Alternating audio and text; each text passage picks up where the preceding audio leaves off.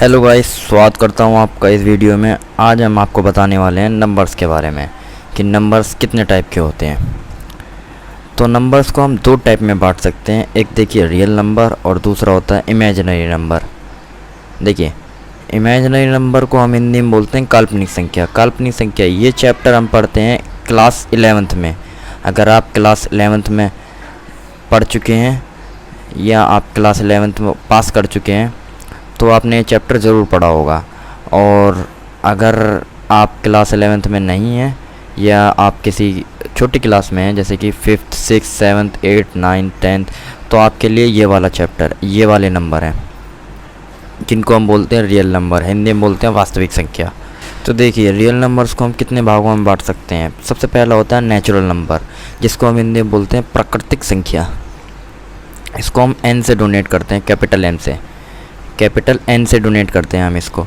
तो देखिए natural number, हम इसको नेचुरल नंबर क्यों कहते हैं? नेचुरल नंबर को हम नेचुरल नंबर इसको इस वजह से कहते हैं, अगर मान लीजिए मैं आपसे बोलूं कि आप मुझे काउंटिंग सुनाओ, तो आप कहाँ से स्टार्टिंग करोगे काउंटिंग?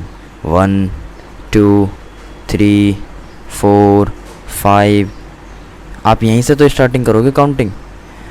तो अगर यही चीज़ आप किसी और से पूछो, किसी और बंदे से पूछो आप कि भाई मुझे काउंटिंग सुनाओ, तो वो भी बंदा सामने वाला भी आपको यहीं से सुनाएगा, 1 से, 1 2 3 4 5, इस टाइप से। तो जो सब में, मतलब कि ये तो सब में कॉमन है, नेचुरल है सब में काउंटिंग सुनाना। अगर आप किसी से काउंटिंग सुनते हो तो वहीं 1 से सुनाएगा, तो ये तो नेचुरल है ना सब में।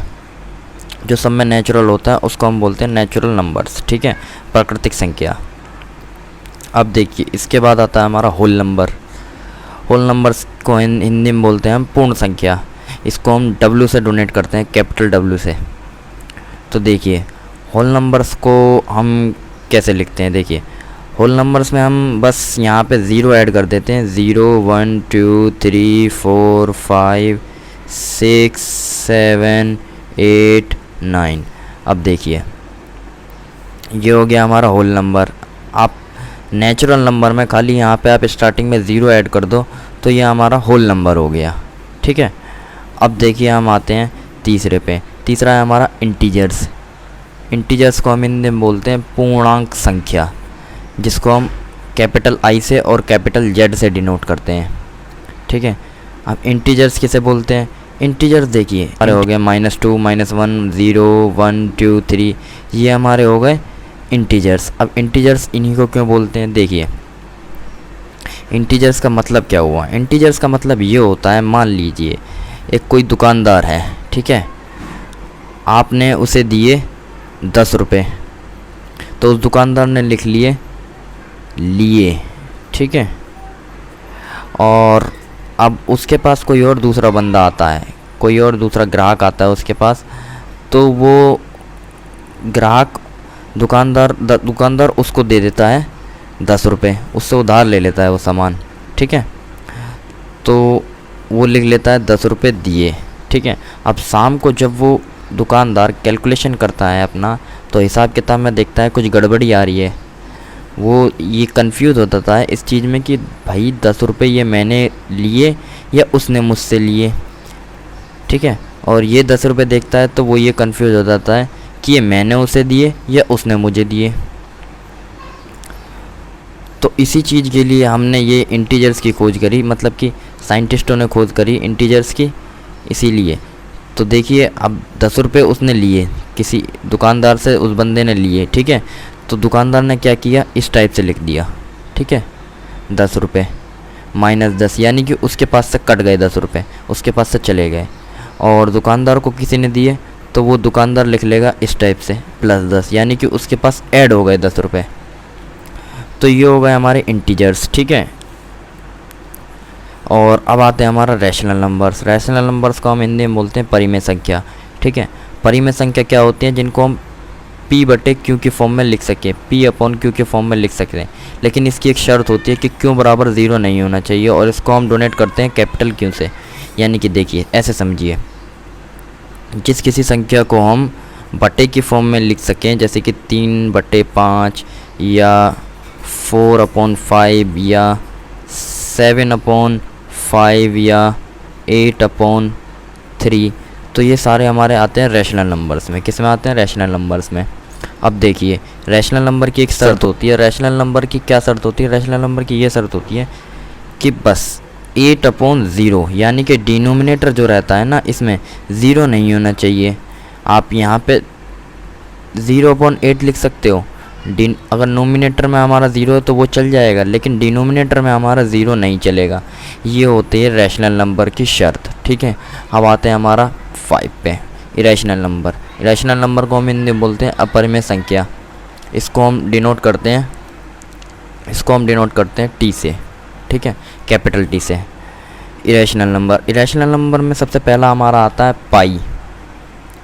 ठीक है, उसके बाद हमारा आता है इरेशनल नंबर में रूट वाली संख्या, √3, √2, √21, √27। ये सारे हमारे आ जाते हैं इरेशनल नंबर में। ये सारे हमारे आ जाते हैं अपरिमेय संख्या में। ठीक है, उसके बाद हम देखते हैं इवन नंबर। इवन नंबर किसे बोलते हैं? हम हिंदी में बोलते हैं इवन नंबर को सम संख्या या सम संख्या, कुछ भी बोल दीजिए। ठीक है, तो देखिए इवन नंबर क्या होते हैं? इवन नंबर वो होते हैं जो दो से डिवाइड चले जाएं। यानी कि कहने का मतलब मेरा ये है, जो पूरा 2 का टेबल रहता है, 2, 4, 6, 8, ये हमारा पूरा 2 का टेबल जो रहता है, ये पूरा 2 का टेबल रहता है, ये पूरा इवन नंबर रहता है। ठीक है, ये क्या रहता है? पूरा इवन नंबर रहता है।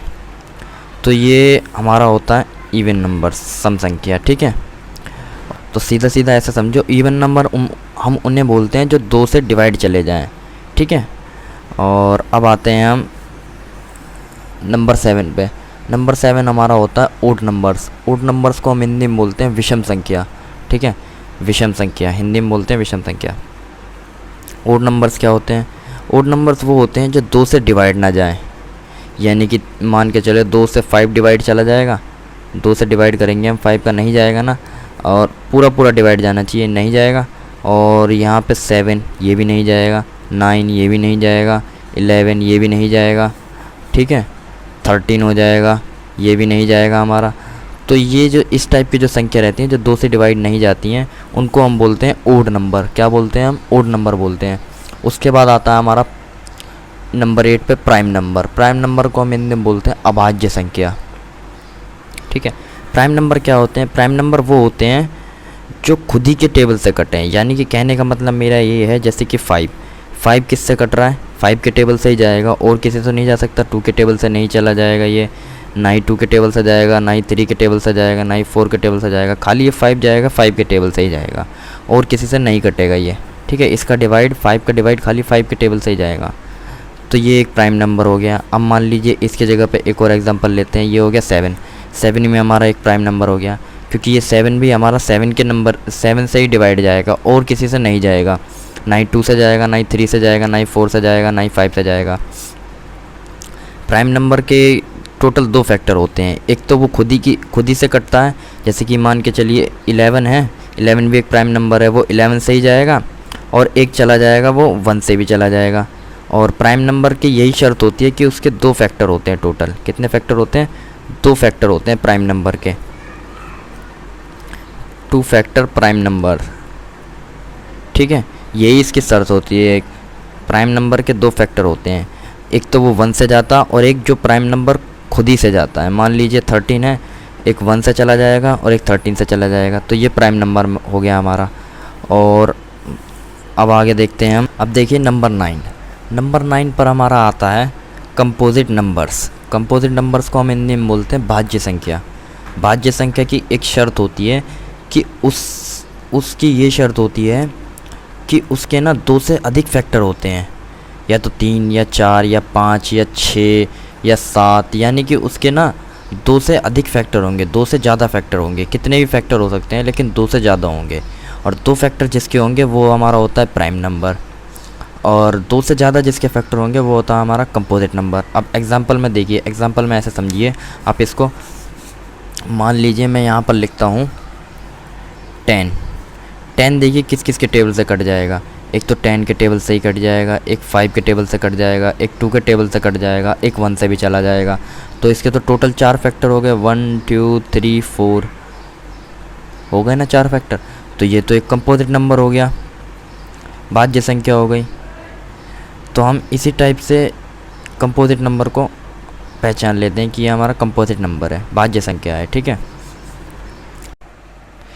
तो 10वें नंबर पे हमारा आता है कम्प्लेक्स नंबर्स। कम्प्लेक्स नंबर्स क्या होते हैं, देखिए हम आपको बताते हैं। कम्प्लेक्स नंबर जो होते हैं वो इमेजिनरी नंबर्स और रियल नंबर्स दोनों से मिलके हमारा बनता है कम्प्लेक्स नंबर। कम्प्लेक्स नंबर में जो ये ए वाला पार्ट होता है ये हमारा रियल नंबर होता है, और जो बी वाला पार्ट होता है ये हमारा इमेजिनरी नंबर होता है। ये पूरा कम्प्लेक्स नंबर 11th क्लास में एक चैप्टर पूरा दिया हुआ है कम्प्लेक्स नंबर, उसी के ऊपर बेस है के बारे में। आई होप गाइस वीडियो अच्छी लगी हो। अगर वीडियो अच्छी लगे तो लाइक करें और चैनल को सब्सक्राइब करना ना भूलें।